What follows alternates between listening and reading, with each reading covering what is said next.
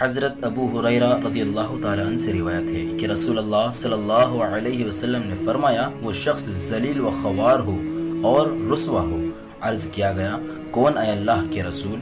فرمایا، جو اپنے بوڑھے ماں باپ میں سے کسی کو پالے یا دونوں کو پالے پھر بھی جنت میں نہ جائے۔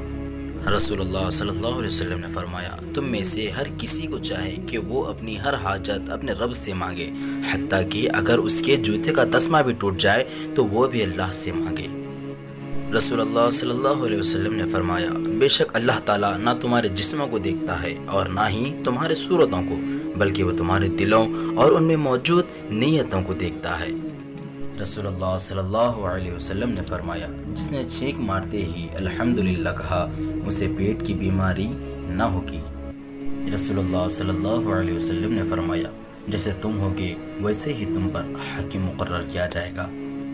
رسول اللہ صلی اللہ علیہ وسلم کھانے میں کبھی عیب نہ بتاتے تھے، اگر چاہو تو کھا لیا ورنہ چھوڑ دیا، اور یہ کبھی نہ فرمائے کہ کھانا برا ہے، ترش ہے، نمک زیادہ ہے یا کم ہے، شوربہ گاڑھا ہے یا پتلا ہے۔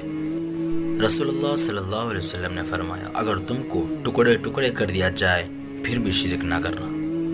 رسول اللہ صلی اللہ علیہ وسلم نے فرمایا، جس شخص نے دن کا آغاز بھلے کام سے کیا اور دن کی انتہا بھلے کام سے کی، اس کے بارے میں اللہ تعالیٰ فرشتوں سے فرماتے ہیں، اس کے درمیانی حصے کے گناہوں کو مت لکھو۔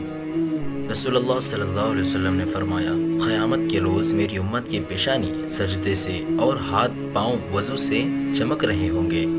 رسول اللہ صلی اللہ علیہ وسلم نے فرمایا، کیا تم روزانہ 1000 نیکی کرنے سے عاجز آ گئے ہو؟ انہوں نے کہا، بھلا کون اتنی نیکیوں کی طاقت رکھتا ہے؟ آپ صلی اللہ علیہ وسلم نے فرمایا، 100 بار سبحان اللہ کہہ دیا کریں، اس کے لیے 1000 نیکیاں لکھ دی جائیں گی اور 1000 برائیاں مٹا دی جائیں گی۔